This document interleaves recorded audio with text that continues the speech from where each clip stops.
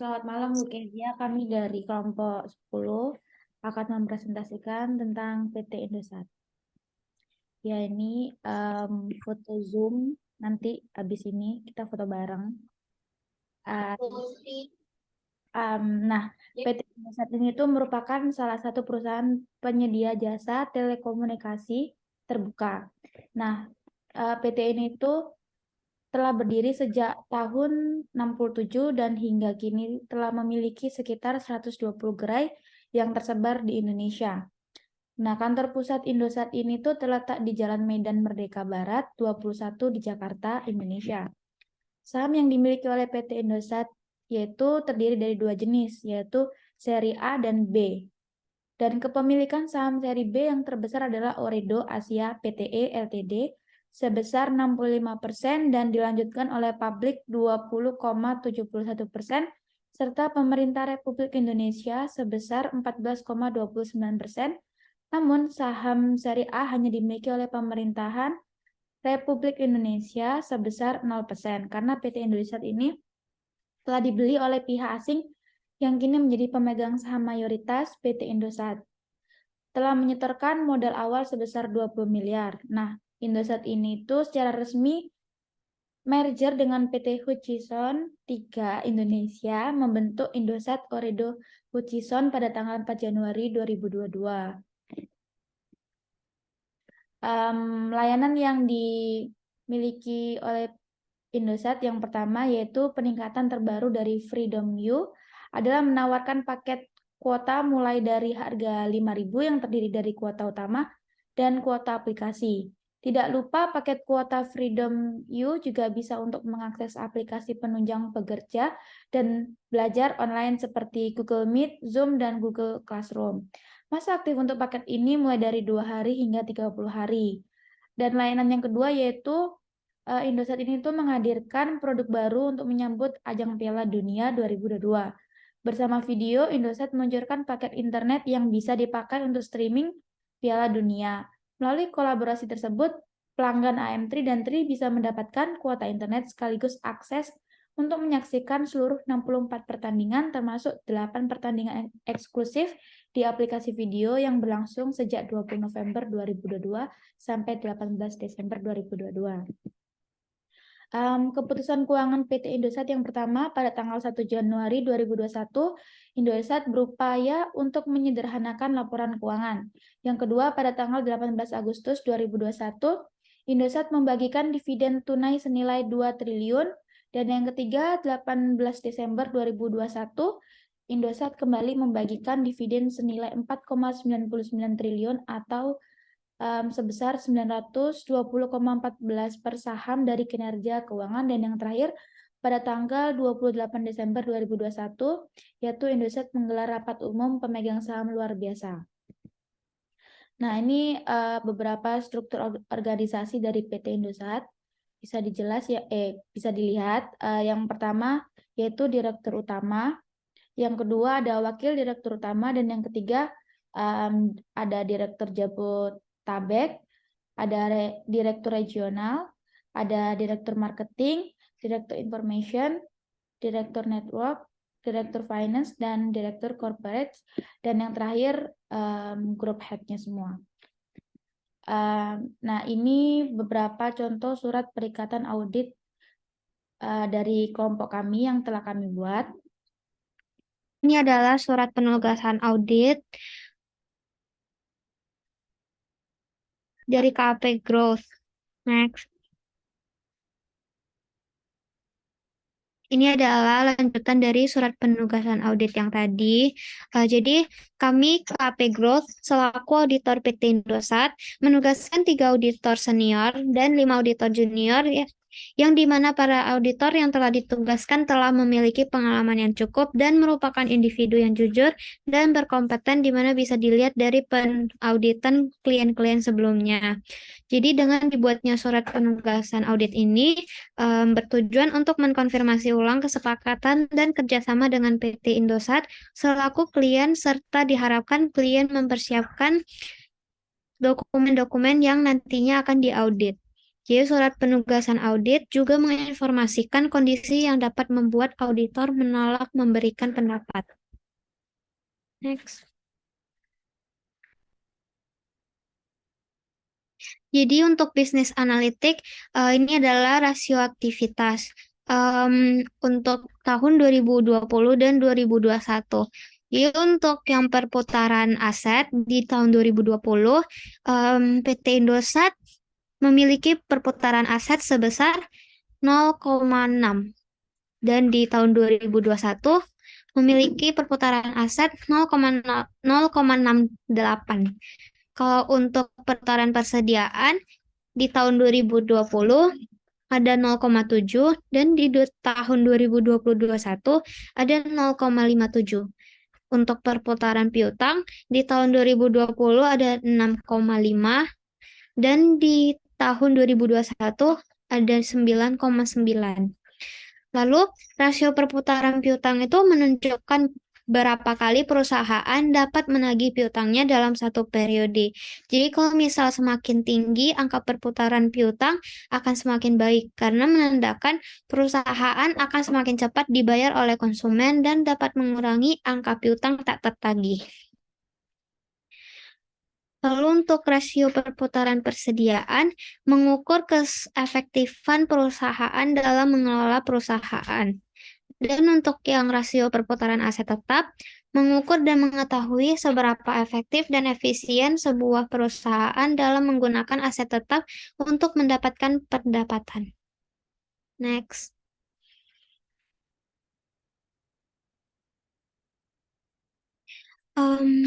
Kalau misalnya untuk yang rasio aktivitas, di tahun 2020, PT Indosat mengalami penurunan dari tahun 2020 ke 2021 dari 55,23 hari menjadi menjadi 36 hari. Maka perusahaan pada tahun 2021 dapat dikatakan lebih cepat dalam memperoleh dan mendapatkan kas untuk kegiatan operasionalnya. Jadi jumlah hari penjualan dalam piutang itu memiliki kaitan erat dengan rasio perputaran piutang. Jadi kalau misalnya semakin tinggi rasio perputaran piutang, semakin rendah jumlah hari penjualan dalam piutang dan sebaliknya. Kalau misalnya untuk jumlah hari penjualan dalam persediaan, di tahun 2020 itu PT Indosat meningkat menjadi 4,09 dari 2,34. Maka dari itu hal ini sesuai dengan penurunan perputaran persediaan yang diperoleh pada tahun 2021 dari 2020. Jadi kalau misalnya semakin tinggi rasio perputaran persediaan, semakin rendah jumlah hari penjualan dan begitu pun sebaliknya. Next. Untuk resiko audit ada yang pertama ada resiko bawaan. Jadi kami sebagai auditor PT Indosat mengantisipasi adanya kemungkinan resiko inheren yang terjadi berupa rasio salah saji material pada saldo akun ataupun kelompok transaksi dalam laporan keuangan.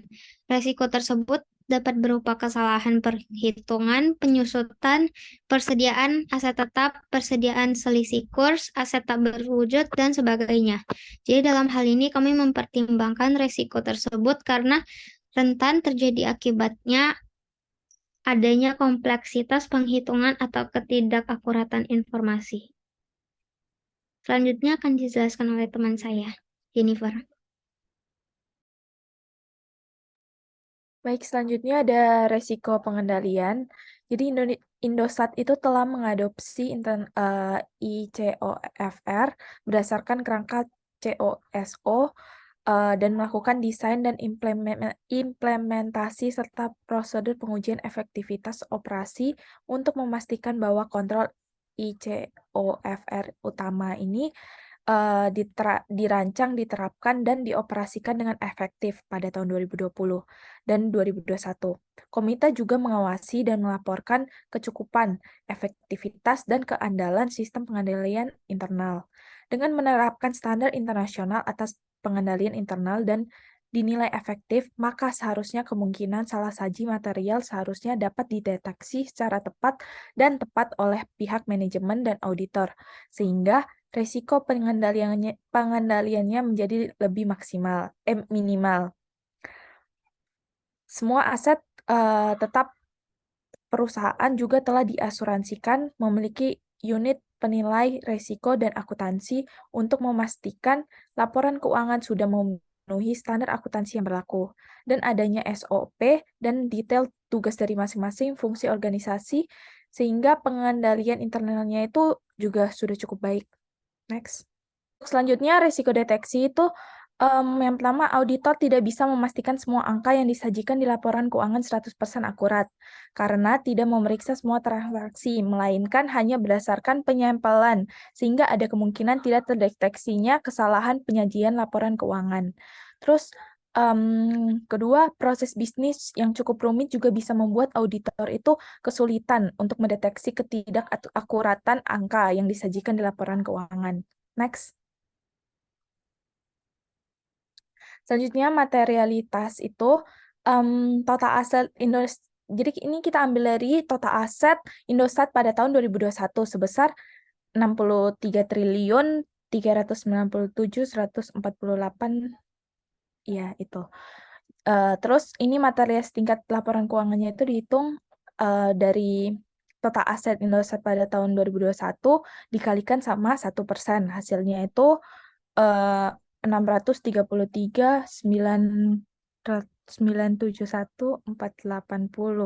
Terus untuk materialitas tingkat akun itu juga dikali dari materialitas tingkat laporan keuangan yang hasilnya tadi itu dikalikan sama 75%. Itu hasilnya 478.610.000. Terus untuk materialitas tingkat transaksi, hasil dari materialitas tingkat laporan keuangan tadi itu dikalikan lagi sama 5%. Itu hasilnya 31.698.574.000. Next. Untuk materialitas tingkat laporan keuangan yang tadi hasilnya itu, kami telah memilih bahwa total aset sebagai dasar untuk perhitungan materialitas.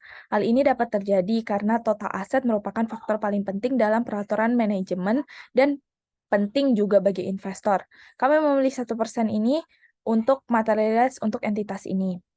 Selanjutnya, materialitas tingkat akun ini, dalam penentuan materialitas, PT Indosat ini memiliki materialitas tingkat akun yang tinggi karena tidak memenuhi satupun faktor pertimbangan yang tersedia. Oleh karena itu, batasan yang ditentukan oleh auditor adalah 75% atas materialitas tingkat laporan keuangan. Terus, untuk yang terakhir, itu materialitas tingkat transaksi itu batas dalam materialitas tingkat transaksi juga dapat diketahui melalui materialitas tingkat laporan keuangan dengan memperhitungkan hanya sebesar 5% atas materialitas tingkat laporan keuangan. Merupakan batas untuk kesalahan saji pada suatu transaksi. Hal ini ditunjukkan agar PT Indosat itu tidak memiliki resiko yang bersifat material. Next. Jadi pengendalian internal yang udah dilakukan sama PT Indosat itu ada yang pertama itu PT Indosat itu menerapkan 5 nilai dari budaya perusahaannya mereka. Yang pertama itu ada terpercaya dengan cara berpikir positif, konsisten dalam perkataan dan perbuatan yang terpuji serta dapat diandalkan. Yang kedua itu peduli dengan cara menunjukkan perhatian dan menghargai serta melayani dengan sepenuh hati. Lalu ada tekad menjadi yang terbaik dengan cara semangat mencapai keunggulan dengan melakukan perbaikan dan penyempurnaan yang berkesinambungan. Yang keempat, cepat dan sigap dalam memecahkan masalah, mengambil keputusan dan bertindak dan beradaptasi. Dan yang terakhir, berjiwa muda dengan cara energik, dinamis dan berani dalam menjadi penggerakan perubahan. Lalu ada kebijakan whistleblower. Jadi di sini kalau misalnya ada orang yang menemukan ada kecurangan atau fraud yang terjadi dalam PT Indosat, itu dapat melaporkannya melalui email atau nomor telepon, atau juga bisa juga dengan cara mengirimkan surat kepada Ciao di Gedung Indosat lantai 9 Jalan Merdeka Barat nomor 21 Jakarta. Nah, nantinya identitas pelapor ini bakalan dirahasiakan dan PT Indosat bakal ngelindungin pelapor ini. Nanti setelah laporannya diverifikasi, nanti kasus ini bakalan ditindak sama Ciao atau komite penyelidikan. Lalu mereka bakalan ngasih tahu pihak-pihak yang berkepentingan sama pelapor tentang hasil penyelidikan tentang kasus yang mereka laporkan. Terus Ciao atau komite penyelidikan bakalan berkoordinasi dengan unit kerja terkait untuk menangani pelanggaran dan kesalahan yang dilaporkan. Lalu ada juga kode etik. Nah, kode etik perusahaan Indosat ini terakhir diperbarui itu tanggal 26 November 2015 oleh direksi dan dewan komisaris. Nah, kode etik perusahaan Indosat itu telah dipublikasikan di www.ioh.co.id biar bisa diakses sama publik. Jadi kode etiknya itu melanggar keras benturan kepentingan, menerima tanda terima kasih, korupsi, perdagangan orang dalam insider trading, dan perilaku ilegal atau tidak etis. Nah, di mana di sini setiap karyawan harus menandatangani pernyataan yang menyatakan telah membaca dan mengerti kode etik. Lalu karyawan juga harus mengonfirmasi ulang pernyataan ini secara periodik melalui intranet perusahaan. Nah, di sini segala karyawan Indosat yang terbukti melanggar kode etik akan dikenakan tindakan disiplin yang layak sampai dengan dan termasuk pemutusan hubungan kerja.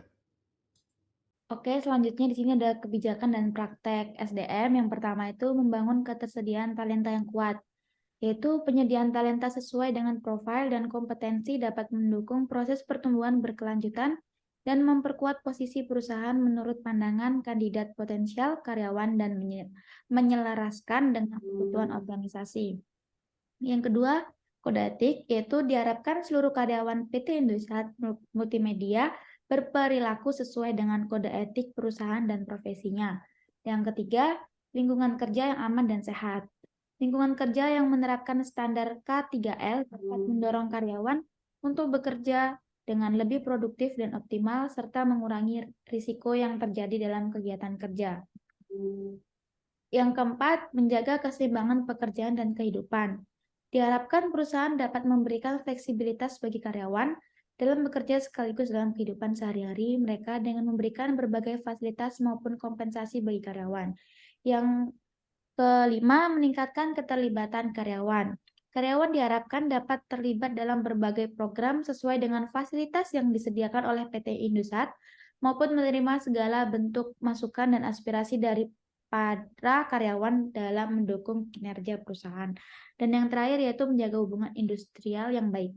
Hubungan industrial yang baik dan efektif dengan serikat pekerja Indosat dapat ditujukan untuk mengatasi perselisihan hubungan industrial sekaligus mendukung keberhasilan perusahaan dan pemenuhan hak karyawan.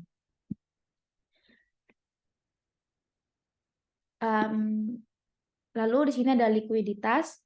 Nah, dalam pengukuran rasio likuiditas ada 3 rasio utama, yaitu current ratio, quick ratio, dan cash ratio. Nah, current ratio itu merupakan rasio yang mengukur kemampuan perusahaan untuk membayar kewajiban jangka pendek dengan menggunakan aset lancar. Nah, sedangkan current ratio di PT Indosat pada tahun 2020 itu sebesar 0,42 dan di tahun 2021 sebesar 0,40. Yang kedua ada quick ratio, merupakan rasio yang mengukur kemampuan perusahaan untuk membayar kewajiban jangka pendek dengan menggunakan jumlah aset perusahaan. Nah, quick ratio di PT Indosat itu dari 2020 itu untuk 0,42, sedangkan di 2021 itu sebesar 0,40. Terus yang ketiga ada cash ratio, yaitu merupakan rasio yang mengukur kemampuan kas dan setara kas untuk menutupi kewajiban jangka pendek perusahaan. Nah, cash ratio PT Indosat itu di 2020 yaitu sebesar 0,33, sedangkan di 2021 0,02.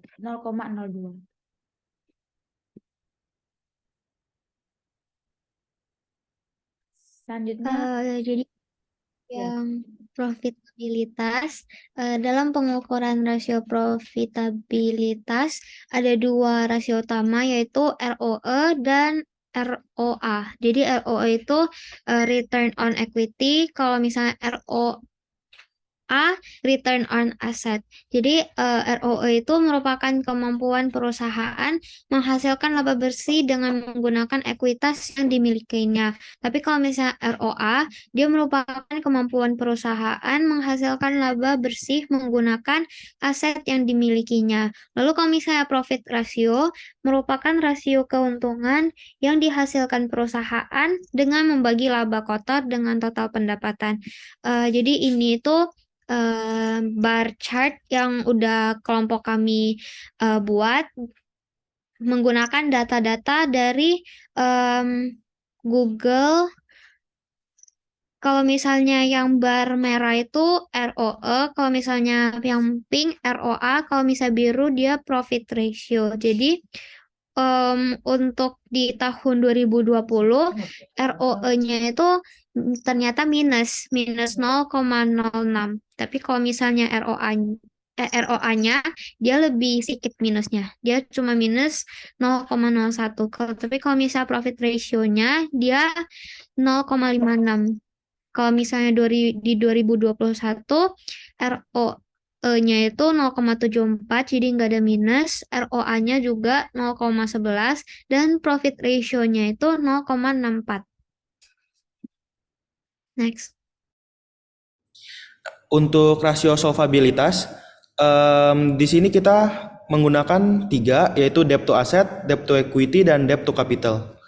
Pada tahun 2020 dan 2021, rasio debt to asset terletak pada 0,22 dan 0,17, yang dimana berarti itu kemampuan membayar hutang perusahaan Indosat itu sangat baik, yang dimana batas normalnya itu di poin 1. Lalu kemudian untuk debt to equity ratio pada tahun 2020 menunjukkan di poin 4,2 dan 2021 di poin 5,9.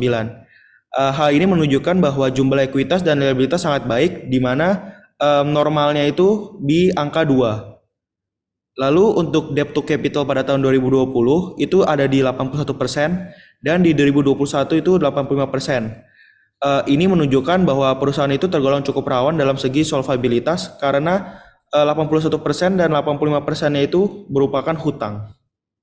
Kesimpulan, dengan demikian dapat disimpulkan bahwa kebijakan dan praktek sumber daya manusia atau SDM yang diterapkan pada PT Indosat Multimedia ini terbilang sudah cukup baik, lengkap, dan juga efektif dalam mendorong keberhasilan perusahaan maupun kinerja dalam pemenuhan hak-hak para karyawan yang bekerja di sana. Hal ini juga sudah sesuai dengan program peningkatan keterlibatan karyawan, penciptaan lingkungan kerja yang sehat, hubungan industrial yang baik, keseimbangan pekerjaan dan kehidupan, pengembangan talenta maupun kode etik. Tetapi sangat disayangkan masih ada kasus yang terkait pelanggaran kode etik yang dilakukan para karyawan, terutama bagian auditor yang sempat bersekongkol dengan manajer dalam melakukan penggelapan pajak demi keuntungan pribadi mereka. Hal ini segera harus diatasi sehingga akan meningkatkan penanaman terkait kesadaran para karyawan untuk tetap menerapkan kode etik, profesionalisme, integritas dalam bekerja di PT Indosat sendiri, sehingga daya saing perusahaan akan dilakukan juga dengan cara yang efektif dan sehat. Sekian prestasi dari kami. Terima kasih, Bu Kesha.